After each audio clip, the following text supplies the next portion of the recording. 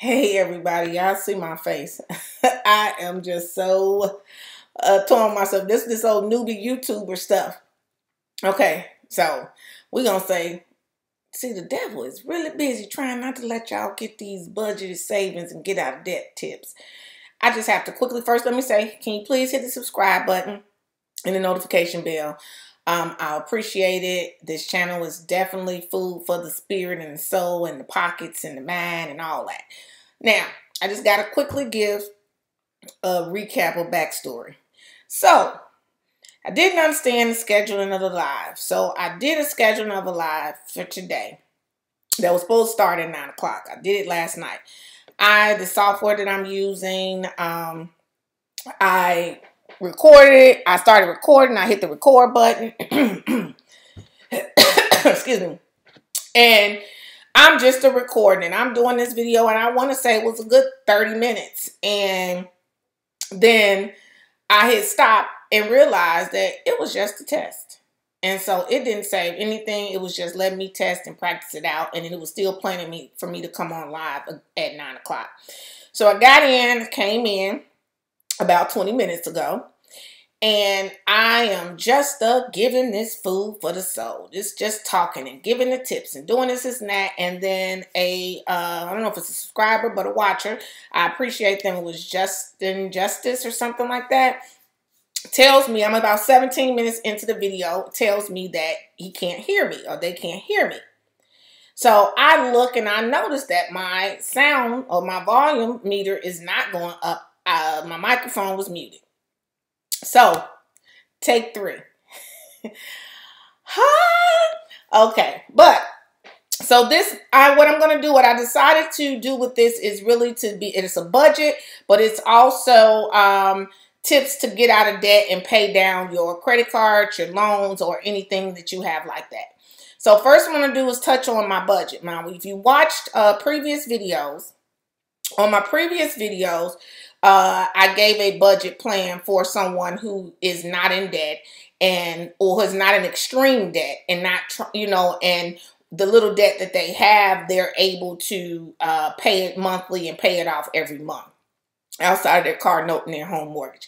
This budget plan is for those who are in over your head.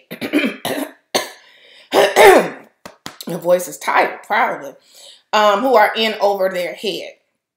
So, this one I'm going to just go and start off. This is a breakdown of 50. If you get a pen and paper, please get a pen and paper so you can write this down. You got a 50%, 20%, 10%, 10%, 10%. Okay, we're going to approach the 50%. What is the 50% for? The 50% is the maximum amount of your take-home income that all of your mandatory monthly expenses should total. So if you are someone who happens to bring home $4,000, we don't count gross income, we count what comes in our hand, what goes to the bank. What we have access to and what we're able to use. So if you're someone who brings home about $4,000 a month, your monthly expenses should not be more than $2,000. Now, I'm sure y'all all looking at me like I got to be crazy. No, I'm not crazy. Do I understand that most people, because I used to do it as well, you make your expenses to be just enough or just below what you bring home. So in your mind, if you bring home $4,000, if your monthly mandatory expenses are $3,500, you good. But you got to think about it. No, you're not good. Because monthly mandatory is your rent, your utilities, your car note, your car insurance, your groceries, your gas. If you have credit cards, your monthly payments on those to pay them off is what you should be able to do. What else you may have? You may have your things that you like to do, which is included in your daily. But you have those things mandatory, and whatever mandatory costs. Maybe you have children and you have to give them lunch money. Now, I'm going to be honest. If you're trying to get out of debt, you need to increase the grocery bill. because the groceries will go further than the little $10 a day lunch that they're going to eat, that one little meal. Increase the grocery bill, and the child has to know, hey, mommy and daddy trying to get out of debt.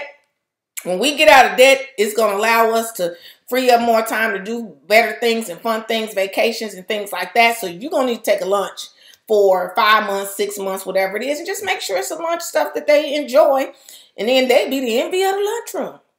Okay, so but that is the thing. So you need to have it at under 50%. Now, if you're someone where it's set up already and your mandatory expenses are about 80 to 90% of what you bring home, don't feel bad. It's a big bulk of people out here that are like that. What you are going to have to commit to do, first suggestion, is to join my Monique J Savings Club. The link for it is going to be in the description. Because in my savings club, it's only a $10 a month membership. But in it, I provide tools and tips and information on things that you can do, changes that you can make to your everyday, every month expenses that will allow you to cut them sometimes in half, sometimes even down to a third of what you've been paying, which means you're going to lower those mandatory monthly expenses and hopefully get yourself closer to being at only 50%. You do that, I give testimonies. I have someone that I've saved in 1 month now reduced their monthly expenses by $2,600 a month. One person, I've reduced it by $450 a month, and another person by over $200 a month. That means that is money that is additional back in their pockets or their bank account for savings, or to help them get and put themselves in a budget that fits their income. You don't believe me, you can definitely go to my Facebook page, Monique J.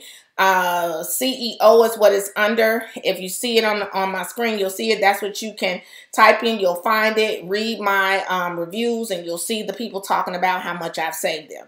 So that's a first option. Of course, I want to join my savings club. It'll help you get those debts down. And then you can still join my savings club and do this second thing. Because it'll help even make it better and help make it happen even faster. What you could do then is you're going to need to go get us another job, part-time job.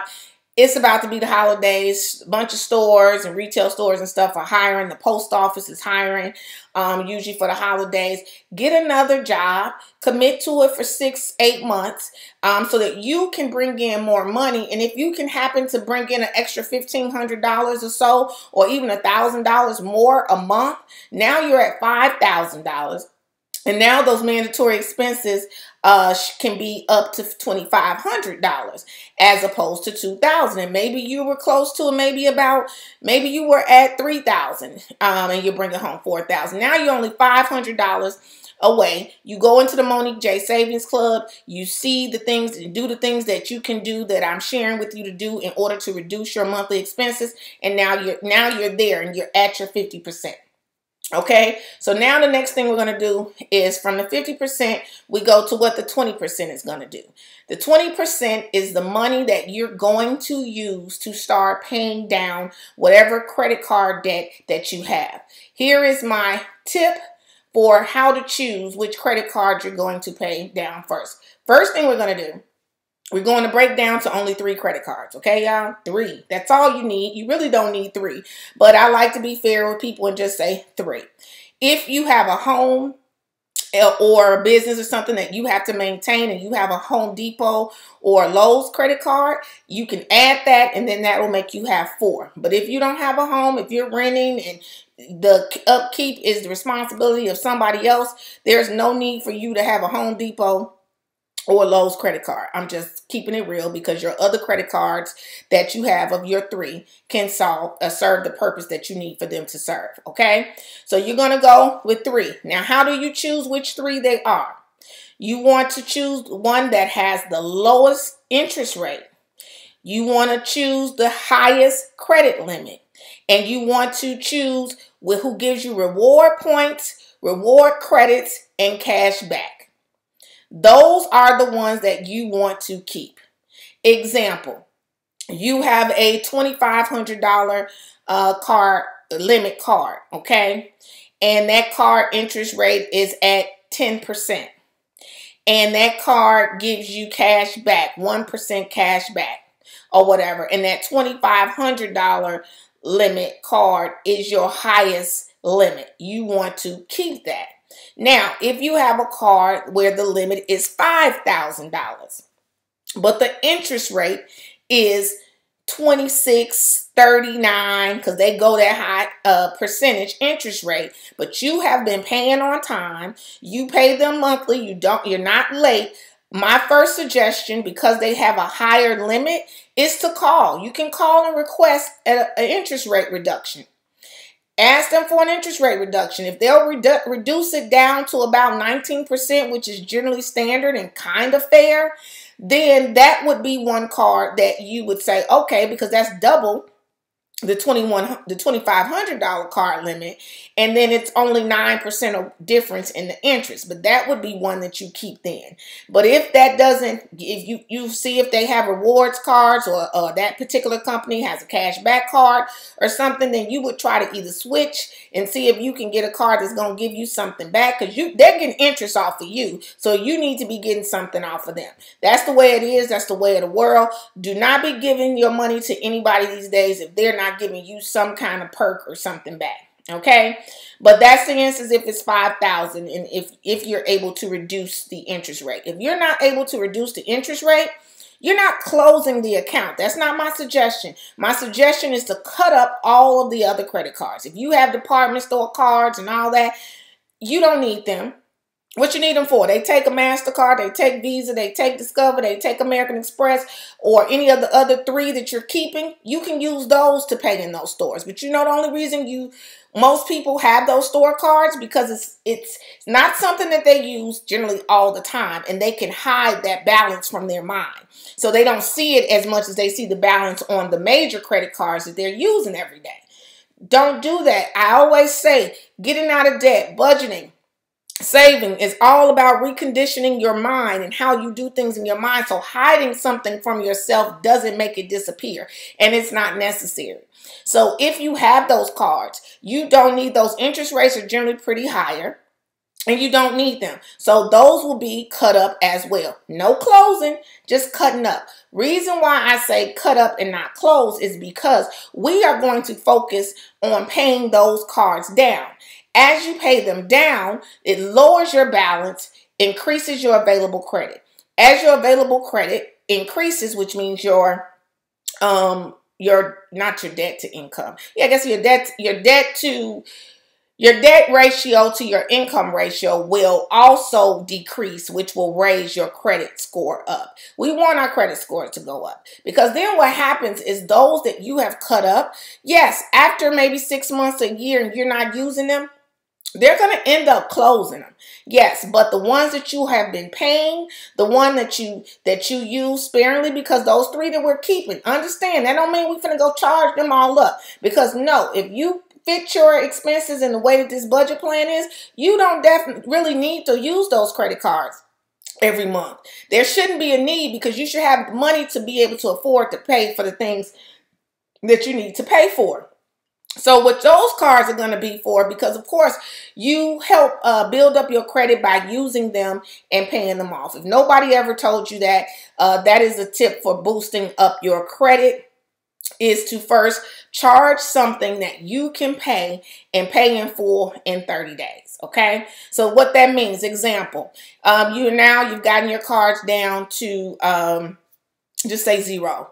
And now you go, because you're paying for your gas anyway, right? Because you got your gas for your car and your mandatory expenses. So you got the money to pay for that. So you're paying for your gas anyway. But instead, once a week when you fill your tank up, you're going to put it on your credit card, right?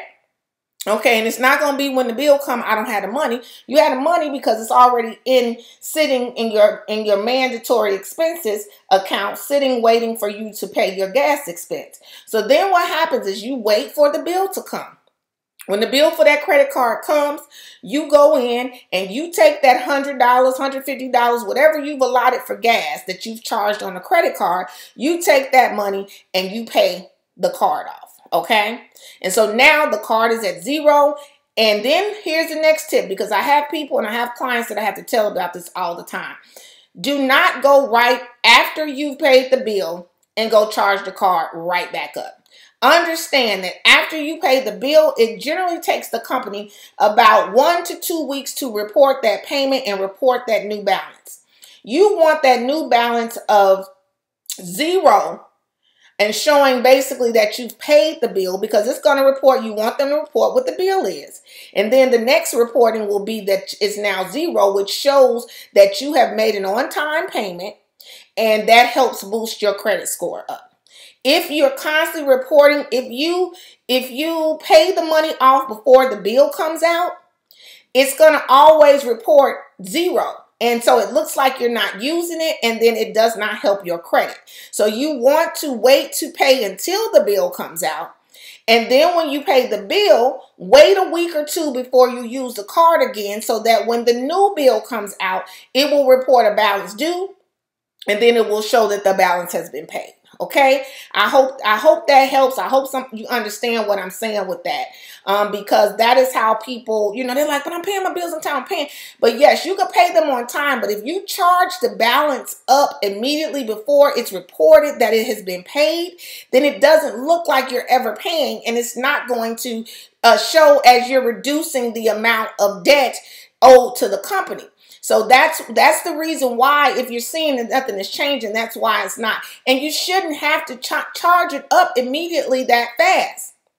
If you do it, like I said, for gas, and you put the $25, but the balance was $150, and you do it in that 1 week, when they report it, even if they report that your balance is now $25, last month it was $150. So they see that you paid at least $125 on the bill, which is well over the 33%. Your balance is well below the 33% that it should not ever exceed. That's another tip. If you're going to have balances on your credit cards, they should not be over 33%. But following my program, my budgeting, you should not have a balance, period, on your credit card once we get out of debt. Okay? So what we're going to do with that 20%, if it's a $4,000 income, or we say now we've got our part-time job or whatever, and we're at $5,000 income, that 20% is going to be $1,000 a month that you now should be able to pull, and you are going to take that and start paying down each and every credit card balance that we cut up. Way to approach that. You find the card that has the highest interest rate, and that is the one you start tackling. So say the highest interest rate, it has a 39% interest rate, and the balance for that card is $1,500, okay? You got $1,000 that you just pulled. Your bills are paid. You put your, we're going to go through other things. So all your bills are paid, and you got 20%. You got $1,000. Your $1,000, you're going to take it and put it on that one card. Now that card is down to $500. So now the following month, where you're paying, they're charging you almost 40% interest. Now you're only paying that interest on $500 instead of on $1,500. Or a lot of times you're just paying the minimum. And so you're paying 30, they asking you, and let me explain something to you guys. The reason why they make the minimum so low when your balance is just, say, $2,000 and your minimum payment is $50 is because they know that the interest rate on that, which you only paying $50, is going to be equal to the amount that their minimum payment is. They don't want you to get the balance down because they want to continue to make money on interest. So don't be a minimum payment person. I always tell people, and I understand you can only pay with that which income that you have.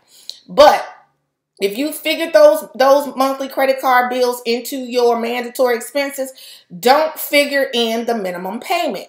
Even if you give them an extra $10 a month, give them something so that you are making a dent in the amount, the total balance that you owe them. It makes no sense to be making a payment and your balance is staying the same. So don't pay the minimum. I add $10. Find $10 additional to add in the ones that you're only paying the minimum, because right now we're just tackling the other ones one at a time. And then we'll get to the ones where we're, paying just a little over the minimum. Okay, so you're going to pay that $1,000 on that $1,500 card. Now the next month when it comes, you got another $1,000 because you got your 20%. You're going to take $5 to pay off the balance of that card. The card is already cut up. So now that balance is at 0. When it reports those big payments like that, understand your credit score is going to jump up about 15 to 30 points each time. I'm sure about it. If it doesn't jump up that high, definitely let me know. But from my experience, it does jump up. If you go from a balance of $1,500 to $500, you should get about a 15-point increase in your credit score. As long as all the other things are continuing to be handled, there are no late pays, there are no collections, there are no other things that pop up on your credit report. Okay?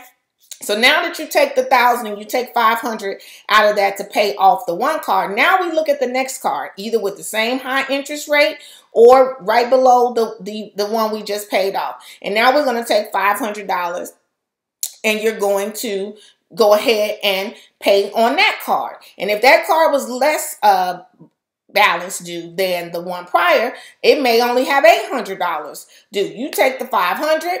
Now you only owe $300. That means the following month, you're going to be able to take some of your 1,000 and pay that one off. And you're just going to constantly use your 20% to start paying down and paying off the debt that you have.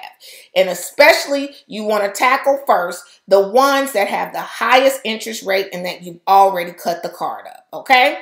So that's what we're doing with the 20%. And we got 10%. 10%, if you've seen any of my budget plans, 10% definitely we have to save.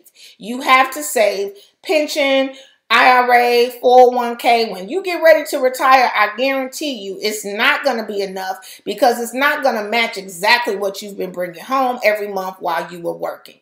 So I always say save 10%. So that way when you do retire and you're not dipping, because remember you're tripping if you're dipping. So you're not dipping in that 10% savings account that you have established. You are just adding 10% every month, which means of $5,000, you should be putting up $500 a month for savings. Imagine that. That is going to be 5. That's going to be $6,000 that you're saving a year in addition to what you're paying into your pension. Imagine that. Imagine what kind of peace and comfort that will give you knowing that you have that and you don't even need to touch it and bother it. Isn't that dope? Okay, so that's the 10%. So now what we're at, we got 50, 20, 10. So we're at 80%. The next 10% is entertainment. If you watch my other budget, I allotted 15% for entertainment, but we're trying to get out of debt, so we only can do 10%. I always include entertainment because why are we going to work every day, or why are we working and slaving every day and you cannot enjoy the fruit of your labor in your way at all? That is a surefire way to be miserable, a surefire way to overspend, because you'll end up saying, well, forget it. I just need to go shopping. And then you do stuff because you have been depriving yourself of any type of what you feel is personal enjoyment. So 10% for entertainment. What is entertainment? That is, you like to randomly once or twice a month go out to eat. You like to go to the movies. You like to go to the club. You like to go to the casino. You want to give, people like to tithe. What I say is this: I understand generally tithing says 10%, but understand God knows your heart. And if you need to take that tithing out of your entertainment expense, then if you can only give 5% for 6 to 8 months, God ain't gonna be mad at you. Now, at church and at whoever looking for your money may be, but God know the intentions of your heart. He don't want you walking around here being stressed out. You getting put out of doors and stressing in the hospital, getting all these health issues because you think you have to give 10% of your money. You can give 5% of your money and then the other 5% of your time. Go donate, go volunteer at the church, go help. It's not just money. Tithing is 10% of what you are and who you are to doing good for others. So understand that. I ain't finna preach, but because of course, other folks be saying something different because they just trying to get that money. No. So if you do that, if tithing or something is important to you, then you go ahead and now you're going to do the 5%. The other 5%, which of $5,000 would be $250. So now you have $250 to do your little thing. Maybe you like to go buy entertainment speak. You like to have a little drink of wine like I do. Glass a night. If you know you usually, hey, you spend maybe $40 a month on wine or something like that, then that's in your entertainment expense. You got enough. You got $250. And here's the thing: if you don't end up using it all, and in my budgets, let me just say this: don't keep your money all in one place. You need to have a lot of accounts. In my savings plan, I give the best accounts that are free to have, no ATM fees, low cost if you have an NSF, and they definitely give you interest on your money and not a half a penny like a lot of the big banks do. So definitely that's some more tip that you can get, and that's going to save you money. But you want to have different accounts for each of these percentages. Understand that, because you don't, remember, you tripping if you're dipping. So you don't want to dip into anywhere. So there should be a mandatory account. Your major, that's your main account. That's where that's where your paycheck goes. And that's where your 50%, or if you're on other budget, your 60% comes out of. Soon as that paycheck gets deposited, you've already calculated what your other percentages are. You need to go withdraw, or you can do a quick transfer to your other account. So you need to do a transfer to your 20% account. Then you need to do a transfer to your 10% savings account. And then you need to do a transfer to your entertainment account. Okay, so that you are not mixing all your money up. Because when you mix, that's when you mess up. So then you know exactly what you got left. So if you got money in your entertainment account and you don't end up spending it every month, guess what? That's good. If an emergency, if something comes up and you need to do a little pinching, you can pinch out your entertainment. You are your entertainment. Your entertainment is what you want to do. So you have the ability to do that, and you see how much you have left, and you're not messing with your mandatory money. So, I mean, y'all, if I ain't said nothing, that is one of the key things that is just so important. It makes you feel so much more at ease and have personal peace and comfort, is if all of your expenses are paid on time, in full, what you owe for the month, and ain't nobody calling, knocking, none of that stuff. It is just a wonderful feeling. If you can follow the tips that I give through these videos on my YouTube, way more is given in my savings club. I promise you it will change your life, okay? So what we got, y'all? We got 10% more left. I call that the surprise. That's the surprise account, the surprise money. Surprise, because we know what happened. Car breakdown, child, I don't know, away at college like mine's, and just stuff comes up that you just did not fit in any of those other categories. First thing we think to do is what? Go and dip into our mandatory money that is already allotted to something. What does that end up doing? Putting us in stress, putting us in debt, putting us behind on our bills, putting us late, all those things. So no, a lot for those surprises. So I call 10% surprise. So you're going to monthly put 10% of your net into the surprise account, and that does not get touched unless surprises arise.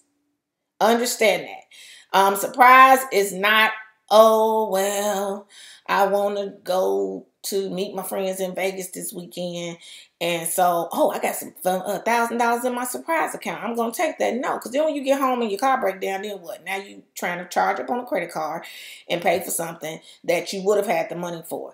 If your girlfriend's going to Vegas and it's a last minute thing, look in your entertainment account. If you ain't been using it all up, you probably have enough money in there and you can use that to go. The only reason and the only way you're going to use any of your credit cards is what? If you're able to pay them balances off in 30 days. And chances are, because if you don't have no, and your surprise account can't be used for that either, because it's just another way of using your surprise money to cover you deciding to go off the budget. No. So the only way you're going to have that money in 30 days is if you happen to have extra in your entertainment account, because you ain't going in your mandatory, you ain't going in your savings, you're not going in your 20%, paying your debt down money, because it ain't going to be nothing in there anyway, because you're going to use it in full every month. And you definitely are not going into your surprise account. So only space you got is your entertainment. And if not, hey girl, I ain't going to be able to make it this time. Let your money build up, and then you can do that in 3 months. If you imagine that, if you're putting 10% in an account, of $500 a month. In 3 months, you'll have $1,500. You can get up and go to any little small quick trip you want to go to and not mess with your money and not stress yourself out. So it's all about self-restraint. I tell people all the time, when you're dealing with money and getting your money, it's about retraining this. This controls what we do. And all you have to do is control your thoughts, change your thinking, and make yourself be disciplined in your thoughts and in your actions long enough to get yourself out of debt so that you can get to a point where you're in financial peace and financial comfort. It has been proven that stress causes illnesses. It has also been proven that the bulk of us that have stress is usually related to financial issues. So we can help ourselves all around if we learn how to budget, save, and become disciplined. Yes, there are certain things that you have to pay for monthly, but I guarantee you, you don't have to pay for all of them. You don't have to pay the amounts that you're paying. Does it take time to learn the tips and stuff that I give in my club and actually apply those tips to help you save you money monthly? Yes, it does. But would you rather be in the hole and have a bunch of energy because you ain't did nothing to get yourself out the hole? Or would you rather be out the hole and use your energy, use your thoughts, use your efforts to get yourself out of the hole and build up wealth monthly? It's all about commitment. It's all about making a change. It's all about applying what you learn. And really, that's it. So I think that's it. I think I've given everything. We 50, 20, 10, 10, 10. You tripping if you're dipping. So you're not dipping in none. We want 5, because what's those? 1, 2, 3, 10, 10, 10. So that's 5 different accounts. I definitely suggest that the surprise account, the savings account, what else? Surprise account and savings account are actual interest-bearing savings accounts. If you want to know the best banks to use to actually earn up to 2 to 3% interest annually, that is available in my savings club. That information, direct links to them and everything. Because let me just say this, and I know people say, well, I got a savings account already at my big bank. You know which some start with a C, some start with a B, some start with a W. In your big bank. You don't believe me? Check and see. Go in the fine print in your savings account, and I guarantee you they're not giving you more than 0.002 to 0.003%. Most of them that I've researched are giving 0.001%, which means not even a penny interest on your money. If it's even monthly or even if it's annually. And these tips and these banks that I'm giving you are giving 1.9%. Some are even up to 3%. So, and that's full percent, not 0.00, none of that. No. So I guarantee you, join me. Join my savings club. Subscribe to my YouTube channel. Be notified of when I upload videos, because I will always come and share a few of the little jewels that the people get in my savings club. They get a whole lot more. $10 investment to save thousands, up to thousands or hundreds a month. It's worth it. $10 investment a year is $120. But if I show you how to save and you follow the things that I give you, and you save even $200 a month. So you've given $120 for my tips and you save $2,400 in a year. Sound like a plan to me. Stop cheating yourself. You're spending the money on other things that ain't going to bring you nothing. That's not the way of wealthy people. Most wealthy people spend money on things that are going to give them a return. So in that savings club, you're given information on a bunch of things and a bunch of places you spend your money, and set it up so that you're getting something in return as well as saving. Okay, so I hope take 3 of this doggone video help somebody.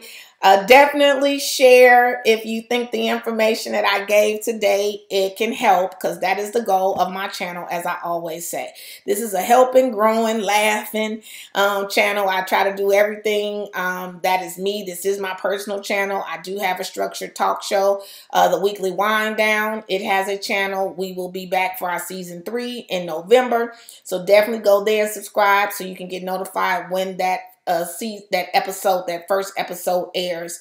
But in the meantime, you will see me at least 2 to 3 days a week uploading, because I am trying to build this channel. If you read about me and you see anything, I truly support that you should have at least 7 streams of income, multiple streams of income. And so you want to do things, first of all, that you're passionate about and that you like. I like sharing the things that I know. I'm not afraid to be behind a camera. So it only made sense to do and start working to build my YouTube channel, because of course it can eventually generate revenue as well. So you doing all the things for me, I'm doing all the things that I love. So I suggest you do the same. And of course, especially if you're trying to get out of debt, you got to add some more streams of income, because we got to raise that top line so that we can get that mandatory at 50% or below if we're getting out of debt. If you are current, everything is paid, you don't have a bunch of debt, then you need to have that top line. You need that mandatory to not be more than 60% of that top bring home money. Okay, definitely give me comments if you got any questions. In my description, it will be a link to my Savings Club Academy. There's a link to my website. On my website, I am a coach. Offer, if you can opt in to a free Grow Into Change analysis. It will basically be giving you an analysis of what it is that you feel you need to change, or what needs to be changed. I'll help determine what that is, and then give you a free gift in order for us to kind of reach that point together. It could be financial, it could be a relationship, it could be just life and how you think. All of those things, those are my areas of expertise, are financial, business, and spiritual coaching. So definitely reach out if if you're just interested. I mean, it's free. You get a free gift. So you're going to go to my site, MoniqueJ.com, for that. And then, hey, if not, subscribe. You'll see me. I appreciate you. Just always remember to love yourself, do what's best for yourself in order to elevate yourself, and remain in peace and not in pieces. Okay, guys? Have a great day.